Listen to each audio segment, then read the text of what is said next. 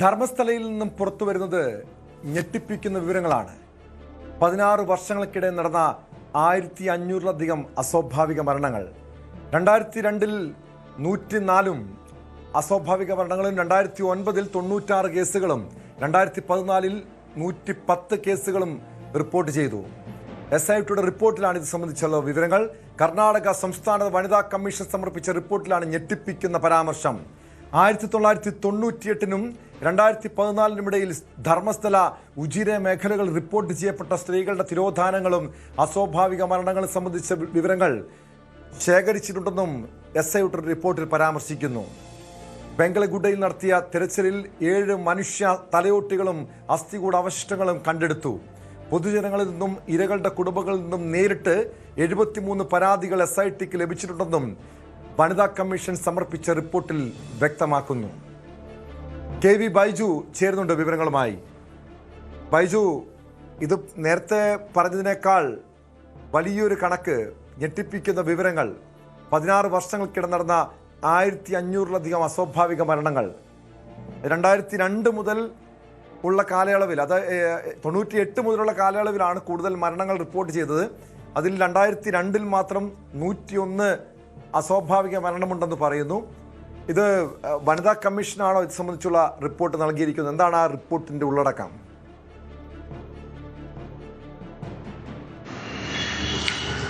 ടോമെ, ധർമ്മസ്ഥലയിലെ case അത് പരിശോധിച്ചാൽ, അതിന്റെ പശ്ചാത്തലത്തിലേക്ക് നോക്കിയാൽ, ഈ നാഗലക്ഷ്മി ചൗധരി എന്ന് പറയുന്ന കർണാടക സംസ്ഥാന വനിതാ കമ്മീഷൻ അവർ മുൻകൈയെടുത്താണ് ഇങ്ങനൊരു അന്വേഷണം തന്നെ, അതായത് SITയെ തന്നെ രൂപീകരിക്കുന്നത്. നമുക്ക് ഇനിയിപ്പോൾ 1 മാസം കൂടി ആകുന്നേ ഉള്ളൂ, 1 വർഷം തികയാൻ പോകുന്നു.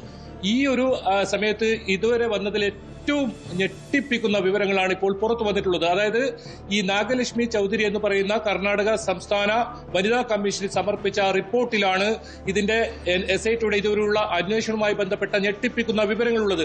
അതിൽ ടോം സൂചിപ്പിച്ചതുപോലെ തന്നെ 98 മുതൽ 2014 വരെ, അതായത് 16 വർഷം മാത്രം 1510 അസ്വാഭാവിക മരണങ്ങൾ. അത് കൊലപാതകം, ഇത്തരത്തിൽ ദുരൂഹതയുള്ളത്, അങ്ങനെ 1510 സംഭവങ്ങൾ ഉണ്ട് എന്ന് SIT നൽകിയ ഈ റിപ്പോർട്ടിൽ പറയുന്നു. അങ്ങേയറ്റം ഞെട്ടിപ്പിക്കുന്ന ഒരു കാര്യമാണത്. ഒരുപക്ഷെ നമ്മൾ ധർമ്മസ്ഥലയിൽ പല വാർത്തകളും റിപ്പോർട്ട് ചെയ്തിട്ടുണ്ടെങ്കിലും ഇപ്പോൾ ഇതിന്റെ ആധികാരികമായ, സ്ഥിരീകരിക്കാൻ കഴിയുന്ന രീതിയിലുള്ള വിവരങ്ങളാണ് ഇപ്പോൾ നമ്മൾ പങ്കുവെക്കുന്നത്. അതിൽ വളരെ പ്രധാനപ്പെട്ട കുറച്ച് SITയുടെ റിപ്പോർട്ടിലുള്ള ഭാഗങ്ങൾ, അതായത് ഇപ്പോൾ അന്വേഷണ ഘട്ടത്തിലാണ്, അതുകൊണ്ട് തന്നെ ഈ SIT നൽകിയ റിപ്പോർട്ടിന്റെ പകർപ്പ് നമുക്ക് പങ്കുവെക്കാൻ ഇപ്പോൾ സാധ്യമല്ല. പക്ഷെ അതിലെ ചില പരാമർശങ്ങൾ, 2009 സെപ്റ്റംബറിൽ ധർമ്മസ്ഥലയിലെ റോഡരികിൽ മൃതദേഹം കണ്ടെത്തുന്നതിന് മുമ്പ് മുഖം ആസിഡ് ഒഴിച്ച് വികൃതമാക്കിയതായി ആരോപിക്കപ്പെടുന്ന തിരിച്ചറിയാൻ കഴിയാത്ത സ്ത്രീയുടെ കൊലവുമായി ബന്ധപ്പെട്ട ഒരു കേസ്. മറ്റൊന്ന്, മംഗളൂരുവിലെ നന്ദിഗുഡയിലെ സെമിത്തേരിയിൽ ഒരു കരാറുകാരൻ മുഖേന മൃതദേഹം സംസ്കരിച്ചെന്ന് സൂചിപ്പിക്കുന്ന വിവരങ്ങൾ SIT ശേഖരിച്ചു എന്ന് പറയുന്നു. അതോടൊപ്പം 2010-ൽ ധർമ്മസ്ഥലയിൽ ശരാവതി ലോഡ്ജിലെ 246-ാം നമ്പർ മുറിയിൽ ഒരു സ്ത്രീ കൊല്ലപ്പെട്ടതായി ആരോപിക്കപ്പെടുന്ന കേസാണ് പരിശോധനയുള്ള മറ്റൊരു കേസ്. ലഭ്യമായ രേഖകൾ പ്രകാരം ഇരയുടെ വായിൽ തുണി തിരുകി കഴുത്ത് ഞെരിച്ച് കൊലപ്പെടുത്തിയെന്നാണ് ഇതിൽ ആരോപണം. അതോടൊപ്പം ഈ കേസിലെ പോസ്റ്റ്മോർട്ടം റിപ്പോർട്ട് പോലീസ് സ്റ്റേഷൻ രേഖകളിൽ നിന്നും കാണാതായതായും, അതോടൊപ്പം ഈ രേഖ കണ്ടെത്താൻ SIT ഉദ്യോഗസ്ഥർ തീവ്രമായ തെരച്ചിൽ നടത്തുകയാണെന്നും ഇതിൽ പറയുന്നു. മറ്റൊരു പ്രധാനപ്പെട്ട കാര്യം ടോമെ, 2003-ൽ നേത്രാവതി നദിയിലെ സ്നാനഘട്ട അണക്കെട്ടിന് സമീപം 35-നും 45-നും ഇടയുള്ള ഒരു പുരുഷൻ, അതോടൊപ്പം 12 വയസ്സുള്ള ഒരു പ്രായപൂർത്തിയാകാത്ത പെൺകുട്ടിയുടെയും മൃതദേഹം കണ്ടെടുത്ത കേസ് SIT വീണ്ടും പരിഗണിക്കുന്നു. ഇങ്ങനെ ഇതിൽ നിരവധി കൃത്യമായ SIT ഈ 1510 എന്ന് പറയുന്ന ഇതിൽ കൃത്യമായ കണക്കുകൾ സഹിതമാണ് ഇപ്പോൾ വനിതാ കമ്മീഷന് ഈ റിപ്പോർട്ട് കൈമാറിയിട്ടുള്ളത്. നേരത്തെ സൂചിപ്പിച്ചതുപോലെ തന്നെ നാഗലക്ഷ്മി ചൗധരി എന്ന് പറയുന്ന ധീരയായ വനിതാ കമ്മീഷൻ അധ്യക്ഷയാണ് ഇത്തരത്തിൽ ധർമ്മസ്ഥലയിലെ ഈ കൊലപാതകവുമായി ബന്ധപ്പെട്ട ആരോപണം ഉയർന്നപ്പോൾ അന്വേഷണത്തിന് അന്നത്തെ മുഖ്യമന്ത്രിയായ സിദ്ധരാമയ്യയെ കാണുകയും മുൻകൈയെടുക്കുകയും ചെയ്തത്. ആ നാഗലക്ഷ്മി ചൗധരിക്കാണ് ഇപ്പോൾ ഇത്തരത്തിലുള്ള വളരെ വിശദമായ റിപ്പോർട്ട് ഇപ്പോൾ SIT സമർപ്പിച്ചിട്ടുണ്ട് എന്നതാണ് ധർമ്മസ്ഥല കേസിൽ വ്യത്യസ്തമാക്കുന്നത്. അതിൽ നേരത്തെ ടോം സൂചിപ്പിച്ചതുപോലെ തന്നെ പുതുതായി 73 പരാതികൾ, അതായത് ദുരൂഹമായി കാണാതായതും ഇത്തരത്തിൽ മൃതദേഹങ്ങൾ കണ്ടെത്തിയുമായി ബന്ധപ്പെട്ട 73 പരാതികൾ ഇരകളിൽ നിന്നും SITക്ക് ലഭിച്ചിട്ടുണ്ടെന്നും ഈ റിപ്പോർട്ടിൽ പറയുന്നു. എന്തായാലും SIT പറയുന്നത് ബംഗളഗുഡെ എന്ന് പറയുന്ന സ്ഥലം, നമ്മൾ കഴിഞ്ഞ ദിവസങ്ങളിലൊക്കെ അത് വലിയ തോതിൽ ചർച്ച ചെയ്തതാണ്. കാരണം ഫോറൻസിക് റിപ്പോർട്ടൊക്കെ പുറത്തു വന്നതാണ്. ബംഗളഗുഡയിൽ നിന്നും ലഭിച്ച 7 മനുഷ്യ തലയോട്ടികളും അതോടൊപ്പം അസ്ഥികളും ലഭിച്ചു എന്ന് ആധികാരികമായി സ്ഥിരീകരിക്കുന്ന രീതിയിൽ തന്നെ വരെ SIT ഈ റിപ്പോർട്ടിൽ പരാമർശിക്കുന്നുണ്ട് എന്നതാണ് വളരെ ഗൗരവമുള്ള മറ്റൊരു കാര്യം. ബംഗളകുട്ടയിൽ ഉൾപ്പെടെ, അതായത് ധർമ്മസ്ഥല, ഉജിരെ തുടങ്ങിയ ഭാഗങ്ങളിൽ ഇത്തരത്തിൽ ദുരൂഹ നിലയിൽ മൃതദേഹങ്ങൾ കണ്ടെത്തിയ സ്ഥലങ്ങളിൽ വിശദമായ പരിശോധന വേണമെന്നും SIT പറയുന്നുണ്ട്. അതിനായി SITയുടെ ഈ ഒരു സംഘം വിപുലീകരിക്കുമെന്നും ഈ റിപ്പോർട്ടിൽ പറയുന്നുണ്ട്. ഇത് DGP നേരിട്ട് ഉള്ള ഒരു സംഘമാണെന്നത് ഓർക്കണം. മാത്രമല്ല, ഇപ്പോൾ കർണാടകയിൽ ഭരണമാറ്റം വന്നിരിക്കുന്നു. DK ശിവകുമാർ മുഖ്യമന്ത്രിയായിരിക്കുന്നു. ഒരുപക്ഷെ സിദ്ധരാമയ്യ മുഖ്യമന്ത്രിയായിരിക്കുമ്പോഴാണ് ഇങ്ങനെ ഒരു അന്വേഷണത്തിന് ഉത്തരവിടുന്നതും പലതരത്തിലുള്ള ഈ അന്വേഷണ സംഘത്തെ പിരിച്ചുവിടുന്ന തരത്തിലുള്ള വലിയ തോതിലുള്ള പ്രഷർ ഈ ഒരു സിദ്ധരാമയ്യക്ക് നേരിടേണ്ടി വന്നെങ്കിലും അദ്ദേഹം ആ കാര്യത്തിൽ കൃത്യമായ അന്വേഷണം മുന്നോട്ട് പോകണമെന്ന് വാശി പിടിച്ച് മുന്നോട്ട് പോകുന്ന സാഹചര്യമാണ് ഉണ്ടായത്. ഒരുപക്ഷെ DK ശിവകുമാർ വന്നാൽ ഇങ്ങനെ SIT പിരിച്ചുവിടുമെന്ന തരത്തിലൊക്കെ വാർത്തകൾ പ്രചരിച്ചിരുന്നു. പക്ഷെ അങ്ങനെയല്ല. ഈ ധർമ്മസ്ഥലയുമായി ബന്ധപ്പെട്ട ഒരുപാട് ആളുകൾ ആരോപണം ഉന്നയിക്കുന്ന ഈ കേസിൽ SIT മുന്നോട്ട് തന്നെ എന്ന കൃത്യമായി സൂചിപ്പിക്കുന്നതാണ് ഇപ്പോൾ പുറത്തു വന്നിരിക്കുന്ന ഈ രേഖ. അതായത് നേരത്തെ ധർമ്മസ്ഥലയിൽ കുഴിച്ചുമൂടിയ രഹസ്യങ്ങൾ പുറത്തു വരണം. അതിനായി പല രീതിയിലുള്ള, നമുക്കറിയാം, ഈ കേസിന്റെ അന്വേഷണത്തിൽ പല വെല്ലുവിളികളും പോലീസിന് നേരിടേണ്ടി വന്നിരുന്നു. മാധ്യമങ്ങൾക്കടക്കം ആക്രമണങ്ങൾ നേരിടേണ്ടി വന്നിരുന്നു. ഈ ഒരു അന്വേഷണം ഇപ്പോൾ ഏത് നിലയിലാണ് മുന്നോട്ട് പോകുന്നത്? നേരത്തെ പരാതി പറയാൻ പോലും പലരും മുന്നോട്ട് വന്നിരുന്നില്ല.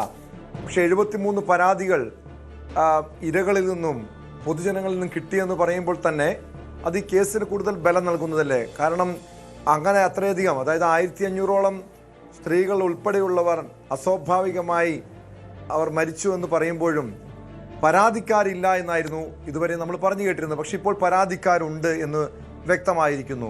നിലവിൽ ഈ കേസിന്റെ അന്വേഷണം എങ്ങനെയാണ് മുന്നോട്ട് പോകുന്നത്? നേരത്തെ ശാസ്ത്രീയ പരിശോധനാ ഫലത്തിൽ അവിടെ നിന്നും കിട്ടിയത് മനുഷ്യന്റെ അസ്ഥികൂടങ്ങൾ തന്നെയാണെന്ന് ഉറപ്പിക്കുകയും ചെയ്ത സാഹചര്യമുണ്ടല്ലോ ബൈജു.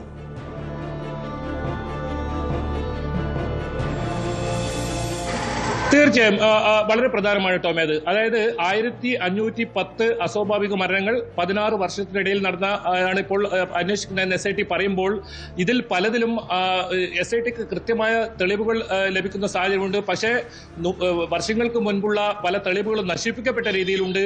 ഇതിൽ ചിന്നയ്യ എന്ന് പറയുന്ന മാസ്ക് മാനാണ് ഇതിൽ ആദ്യം ഇങ്ങനെ ഒരു വെളിപ്പെടുത്തൽ നടത്തിയത്. പക്ഷേ SIT ഇപ്പോൾ നൽകിയിരിക്കുന്ന റിപ്പോർട്ട് പ്രകാരം അതിനും അപ്പുറം ആണ് ഇപ്പോൾ പുറത്തു വരുന്ന ഈ വിവരം എന്നത് ഓർക്കണം. കാരണം ഈ അന്വേഷണം മുന്നോട്ട് തന്നെ SIT പോകുന്നുണ്ട് എന്ന് വേണം ഇതിൽ നിന്ന് മനസ്സിലാക്കാൻ. നേരത്തെ ടോം സൂചിപ്പിച്ചതുപോലെ തന്നെ പരാതി പറയാൻ പോലും ആളുകൾ വരാത്ത സാഹചര്യം ഉണ്ടായിരുന്നു. അതിൽ നിന്നൊക്കെ ഒരുപാട് മാറി നേരിട്ട് ആളുകൾ എത്തുന്നു. 73 പരാതികൾ DNA ടെസ്റ്റ് ഉൾപ്പെടെ ഇപ്പോൾ SITയുടെ കയ്യിലുണ്ട് എന്ന് ഈ റിപ്പോർട്ടിൽ പറയുന്നുണ്ട്. അതിൽ കുടകിൽ നിന്നും കാണാതായ, അതുപോലെ തന്നെ ബംഗളൂരുവിൽ നിന്നും കാണാതായ 2 പേരുടെ മൃതദേഹം ബംഗളകുട്ടിയിൽ നിന്നും ലഭിച്ച ഈ തലയോട്ടിയിൽ നിന്നും അവരുടെ ബന്ധുക്കളിൽ നിന്ന് ശേഖരിച്ച DNA-യുമായി മാച്ച് ചെയ്തിട്ടുണ്ട് എന്നതും വളരെ പ്രധാനമാണ്. ഇതിൽ ഒരു ഇടക്കാല റിപ്പോർട്ട് ഇപ്പോൾ കോടതിക്ക് നിലവിൽ സമർപ്പിച്ചിട്ടുണ്ട്. അതായത് 1 വർഷമാകുന്നു ധർമ്മസ്ഥലയിൽ അന്വേഷണം. വലിയ തോതിൽ സമ്മർദ്ദം SITക്ക് മേൽ ഉണ്ടായ സാഹചര്യം ഉണ്ടായിട്ടും 1 വർഷത്തോളം നീണ്ടു നിൽക്കുന്ന, അതായത് DGP, സംസ്ഥാന DGP തന്നെ മേൽനോട്ടം വഹിക്കുന്ന നേരിട്ടുള്ള വലിയ, അതായത് കർണാടകയിൽ പല കേസുകളും തെളിയിച്ച പ്രഗത്ഭരായ ഉദ്യോഗസ്ഥന്മാരടങ്ങുന്ന ഒരു ടീം, അങ്ങനെ ഒരു ടീമാണ് ധർമ്മസ്ഥലയുമായി ബന്ധപ്പെട്ട ഈ കേസ് അന്വേഷിക്കുന്നത്. കാരണം അത് അത്രത്തോളം ഗൗരവത്തിൽ സംസ്ഥാന സർക്കാർ അന്ന് എടുത്തിരുന്നു എന്നതാണ് അതിന് ഏറ്റവും പ്രധാനം. പക്ഷേ DK ശിവകുമാർ മുഖ്യമന്ത്രിയായി വരുമ്പോഴും ഈ കേസ് അന്വേഷണത്തിൽ ഏതെങ്കിലും തരത്തിൽ പുറകോട്ടില്ല എന്ന സൂചനയാണ് നമ്മൾക്കിപ്പോൾ ലഭിക്കുന്ന ഈ റിപ്പോർട്ട്. ഈ റിപ്പോർട്ട് വളരെ ആധികാരികമാണ്. അത് സ്ഥിരീകരിക്കാൻ കഴിയുന്ന പല വിവരങ്ങളും റിപ്പോർട്ടിലുണ്ട്. പക്ഷേ എല്ലാ കാര്യങ്ങളും ഇപ്പോൾ പുറത്തുവിടാനോ അല്ലെങ്കിൽ പങ്കുവെക്കാനോ കഴിയില്ല. ഇതൊരു വളരെ പ്രധാനപ്പെട്ട നിർണായക ഘട്ടത്തിൽ അന്വേഷണം എത്തി നിൽക്കുന്നതാണ്. അതോടൊപ്പം നിർണായകമായ പല വിവരങ്ങളും ഈ വനിതാ കമ്മീഷന് സമർപ്പിച്ച ഈ റിപ്പോർട്ടിൽ പറയുന്നുണ്ട്. നേരത്തെ സൂചിപ്പിച്ചതുപോലെ തന്നെ പോസ്റ്റ്മോർട്ടം റിപ്പോർട്ട്, അത്തരം റിപ്പോർട്ടുകൾ പോലും നശിപ്പിക്കപ്പെട്ട സാഹചര്യം, അതൊക്കെ വീണ്ടെടുക്കാനുള്ള ശ്രമം നടക്കുന്നുണ്ടെന്നാണ് SIT പറയുന്നത്. അതോടൊപ്പം കൊലപാതകങ്ങൾ, ഏറ്റവും കൂടുതൽ കൊലപാതകങ്ങൾ ഇവിടെ നടന്നിട്ടുണ്ടെന്ന് അടിവരയിടുന്നു ഈ റിപ്പോർട്ട് എന്നതാണ് മറ്റൊരു പ്രധാനപ്പെട്ട കാര്യം. ഏതായാലും ഇനി എന്താണ് SIT ഈ അന്വേഷണ സംഘം വിപുലീകരിക്കണം എന്നൊരാവശ്യം ഈ ഒരു റിപ്പോർട്ടിൽ പറയുന്നുണ്ട്. അങ്ങനെ വിപുലീകരിക്കുമോ? ബംഗളകുട്ടയിൽ വ്യാപകമായ അല്ലെങ്കിൽ വലിയ തോതിലുള്ള ഒരു തെരച്ചിൽ നടത്തണമെന്ന ഒരു തീരുമാനത്തിലേക്ക് നേരത്തെ എത്തിയിരുന്നു. പക്ഷേ ആ ഫോറൻസിക് പരിശോധന ഫലം വന്നതിന് ഇതുവരെയായും അതിനുശേഷം ഏകദേശം 1 മാസത്തോളം എടുക്കുന്നു. ബംഗളകുട്ടിയിൽ പരിശോധനയ്ക്ക് SIT സംഘം ഇതുവരെ കടന്നിട്ടില്ല. പക്ഷേ ആ അന്വേഷണം കടക്കുമ്പോൾ കൂടുതൽ മൃതദേഹാവശേഷങ്ങൾ ഇത്തരത്തിൽ ഇവിടെ വെച്ചിട്ടുണ്ടെന്നും അവിടെ ഇത്തരത്തിൽ തെരച്ചിൽ നടത്തിയാൽ വലിയ തോതിൽ ഇങ്ങനെ മൃതദേഹാവശേഷങ്ങൾ ലഭിക്കുമെന്നും SIT തന്നെ നേരത്തെ പരാമർശിച്ചതാണ്. അങ്ങനെയുള്ള ഘട്ടത്തിൽ എന്താണ് ഇനി SITയുടെ നീക്കം എന്നതാണ് ടോമെ ഇതിൽ ഏറ്റവും പ്രധാനം. വ്യക്തമാണ്. KV ബൈജു ആണ് വിവരങ്ങൾ നൽകിയത്. എന്തായാലും ധർമ്മസ്ഥലയിൽ നിന്ന് പുറത്തുവരുന്ന നിർണായകമായിട്ടുള്ള വിവരങ്ങളാണ്. 1500-ലധികം അസ്വാഭാവിക മരണങ്ങൾ 16 വർഷങ്ങൾക്കിടെ, അതായത് 1998 മുതലുള്ള കാലയളവിൽ ധർമ്മസ്ഥലയിൽ നടന്നുവെന്നാണ് കണ്ടെത്തലുകൾ. അതിൻ്റെ ഒരു വിശദമായ അന്വേഷണത്തിലേക്ക് പോലീസ് നീങ്ങുന്നുണ്ട്. വനിതാ കമ്മീഷൻ സമർപ്പിച്ച റിപ്പോർട്ടിലാണ് SIT ഇക്കാര്യങ്ങൾ വ്യക്തമാക്കിയിരിക്കുന്നത്. കൂടുതൽ വാർത്തകൾക്ക് News 18 Keralam YouTube channel subscribe ചെയ്യുക.